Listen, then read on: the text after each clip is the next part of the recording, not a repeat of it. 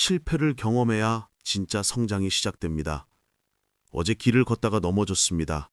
평평한 길이었는데 발이 꼬여 그만 넘어지고 말았습니다. 무릎이 까졌고 손바닥에 피가 났습니다. 순간 창피했습니다. 주변 사람들이 쳐다봤습니다. 그런데 일어서는 순간 묘한 생각이 들었습니다. 인생도 이렇구나. 넘어지지 않으면 일어서는 법을 배울 수 없구나. 아프지 않으면 조심하는 법을 알 수 없구나. 50살이 넘어서야 깨달았습니다. 실패는 끝이 아니라 시작이라는 것을.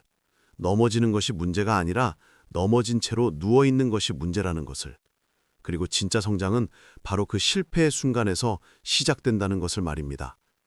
여러분은 언제 마지막으로 실패하셨습니까? 그리고 그 실패를 어떻게 받아들이셨습니까? 오늘은 실패에 관한 이야기를 나누고 싶습니다. 왜 우리는 실패를 두려워하는지, 그리고 실패가 왜 우리에게 꼭 필요한지에 대해 말입니다. 61살 김 사장님 이야기부터 시작하겠습니다. 김 사장님은 30년간 작은 제조업체를 운영하셨습니다. 성실하게 일했고 직원들도 잘 챙겼습니다. 그런데 몇 년 전 큰 거래처를 잃었습니다. 매출의 절반 이상을 차지하던 거래처였습니다. 갑자기 계약이 끊겼습니다. 이유는 더 싼 업체를 찾았다는 것이었습니다. 김 사장님은 멘붕이 왔습니다. 이렇게 오래 거래했는데 의리도 없이 떠나다니. 처음 며칠은 분노했습니다. 배신감에 잠을 이룰 수 없었습니다. 그런데 일주일쯤 지나자 냉정해졌습니다. 분노해봤자 거래처가 돌아오는 것도 아니었습니다. 현실을 직시해야 했습니다. 회사 상황은 심각했습니다. 당장 다음 달 월급을 줄 수 있을지도 불확실했습니다.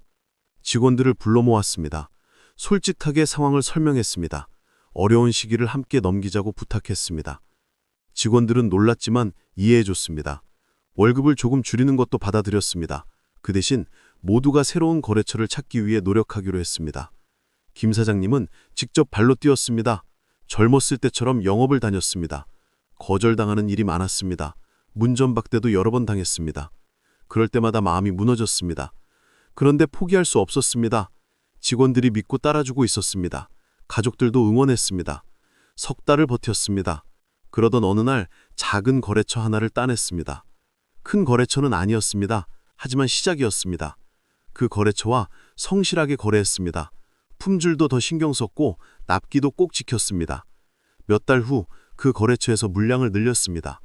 소문이 났습니다. 성실한 업체라는 평판이 퍼졌습니다. 다른 거래처들이 찾아왔습니다. 1년쯤 지나자 매출이 예전 수준을 회복했습니다. 아니, 오히려 늘어났습니다. 김 사장님은 말씀하셨습니다. 그 실패가 전환점이었다고. 한 거래처에만 의존하던 것이 얼마나 위험한지 깨달았다고. 이제는 여러 거래처와 균형 있게 거래한다고 합니다. 그리고 더 겸손해졌다고 합니다. 실패가 없었다면 그 깨달음도 없었을 것입니다. 편안한 상황에서는 변화할 이유를 못 느낍니다. 위기가 왔을 때 비로소 바뀌어야 할 것들이 보입니다. 58살 박 부장님 이야기입니다. 박 부장님은 대기업에 다니셨습니다. 승진도 잘하셨고 회사에서 인정받는 직원이었습니다. 그런데 몇 년 전 큰 프로젝트에서 실패했습니다. 박 부장님이 책임자로 맡은 프로젝트였습니다. 1년 넘게 준비했습니다.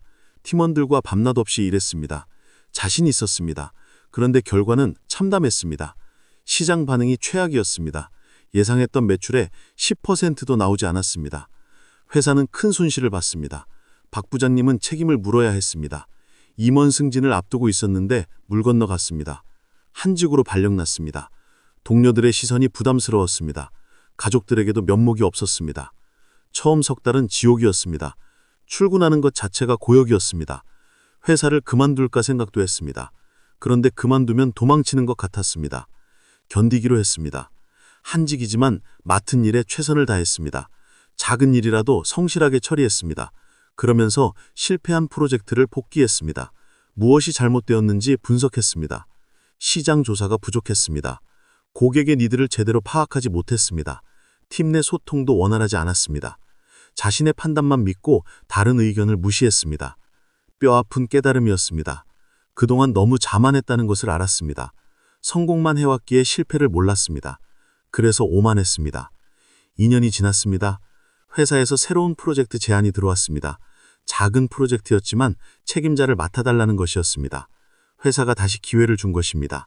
박 부장님은 신중하게 접근했습니다. 팀원들의 의견을 경청했습니다. 시장 조사를 철저히 했습니다. 고객들을 직접 만나 이야기를 들었습니다. 작은 것 하나하나 점검했습니다. 프로젝트는 성공했습니다. 작은 성공이었지만 의미가 컸습니다. 회사는 박 부장님을 다시 인정했습니다. 더 큰 프로젝트를 맡겼습니다. 그것도 성공했습니다. 박 부장님은 말씀하셨습니다. 실패가 자신을 바꿨다고, 예전에 자신은 교만했다고, 실패를 겪고 나서야 진짜 일하는 법을 배웠다고 합니다. 성공만 하면 배울 것이 없습니다. 잘하고 있다고 착각합니다. 실패해야 부족한 것이 보입니다. 고쳐야 할 것이 명확해집니다. 65살 최고수님 이야기입니다. 최고수님은 대학에서 문학을 가르치셨습니다. 평생 학자로 사셨습니다. 논문도 많이 쓰시고 책도 여러 권 내셨습니다. 그런데 정년을 앞두고 마지막 책을 쓰기로 했습니다. 평생 연구한 것을 집대성하는 책이었습니다. 2년을 준비했습니다. 퇴직 후 1년을 더 매달렸습니다. 드디어 완성했습니다. 출판사에 원고를 넣었습니다. 자신감이 넘쳤습니다. 평생의 역작이라고 생각했습니다. 그런데 출판사에서 거절했습니다. 이유는 상업성이 없다는 것이었습니다. 너무 학술적이라 일반 독자가 읽기 어렵다고 했습니다. 다른 출판사도 마찬가지였습니다. 거절이 계속되었습니다. 최고수님은 충격을 받으셨습니다. 평생을 학문에 바쳤는데 결과물이 인정받지 못한다니 자괴감이 들었습니다. 무엇을 잘못한 걸까 고민했습니다. 몇 달을 방황했습니다. 그러다 제자 한 명이 찾아왔습니다. 원고를 읽어보고 싶다고 했습니다. 보여줬습니다. 제자는 솔직하게 말했습니다. 내용은 훌륭한데 어렵다고. 최고수님은 깨달았습니다. 학자들을 위한 글을 쓴 것이 아니라 일반 독자를 위한 책을 써야 했다는 것을. 그동안 학술 논문만 쓰다 보니 쉽게 쓰는 법을 몰랐던 것입니다. 원고를 처음부터 다시 썼습니다. 어려운 용어를 풀어 설명했습니다. 이론만 나열하지 않고 구체적인 예시를 넣었습니다. 이야기체로 바꿨습니다. 1년이 걸렸습니다. 다시 출판사에 넣었습니다. 이번에는 출판이 결정되었습니다. 책이 나왔습니다. 반응이 좋았습니다. 일반 독자들이 읽기 쉽다고 평가했습니다. 최고수님은 말씀하셨습니다. 첫 번째 거절이 없었다면 이렇게 좋은 책이 나올 수 없었을 거라고. 실패가 더 나은 결과를 만들었다고 합니다. 실패는 우리에게 다시 생각할 기회를 줍니다. 처음 방식이 최선이 아닐 수 있다는 것을 알려줍니다. 다른 길을 찾게 만듭니다. 그 과정에서 더 나은 답을 발견합니다. 70살 정 사장님 이야기입니다. 정 사장님은 음식점을 운영하셨습니다. 30년 넘게 한자리에서 장사하셨습니다. 단골 손님들이 많았고 장사도 잘 됐습니다. 그런데 몇 년 전 근처에 대형 음식점이 들어왔습니다. 손님들이 줄어들었습니다. 매출이 반토막 났습니다. 월세를 내기도 어려웠습니다. 정 사장님은 고민했습니다. 가게를 접을까 생각도 했습니다. 그런데 30년 넘게 해온 일을 그만두기가 쉽지 않았습니다. 뭔가 방법이 있을 거라 생각했습니다. 젊은 직원에게 조언을 구했습니다. 직원은 배달앱을 활용해보라고 했습니다. 정 사장님은 디지털에 익숙하지 않았습니다. 그런데 배워보기로 했습니다. 처음은 어려웠습니다. 스마트폰 사용도 서툴렀고 사진 찍는 것도 어색했습니다. 직원이 도와줬습니다. 메뉴 사진을 찍고 설명을 올렸습니다. 첫 주문이 들어왔습니다. 신기했습니다. 가게에 오지 않아도 주문을 받을 수 있다니. 조금씩 주문이 들었습니다. 리뷰도 달렸습니다. 맛있다는 평가가 많았습니다. 한 달쯤 지나자 배달 주문이 크게 늘었습니다. 매출이 회복되기 시작했습니다. 석 달 후에는 예전보다 매출이 더 늘어났습니다. 단골 손님들도 다시 찾아왔습니다. 정 사장님은 말씀하셨습니다. 위기가 아니었으면 변화할 생각도 못했을 거라고.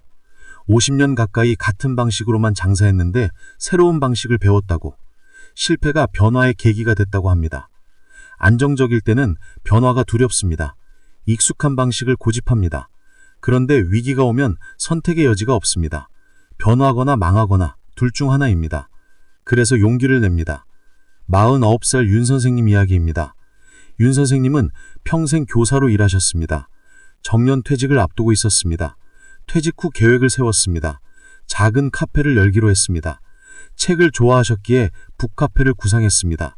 퇴직금을 모두 투자했습니다. 좋은 위치에 가게를 얻었습니다. 인테리어도 신경 썼습니다. 책도 많이 구비했습니다. 오픈했습니다. 처음 한 달은 호기심에 손님이 제법 왔습니다.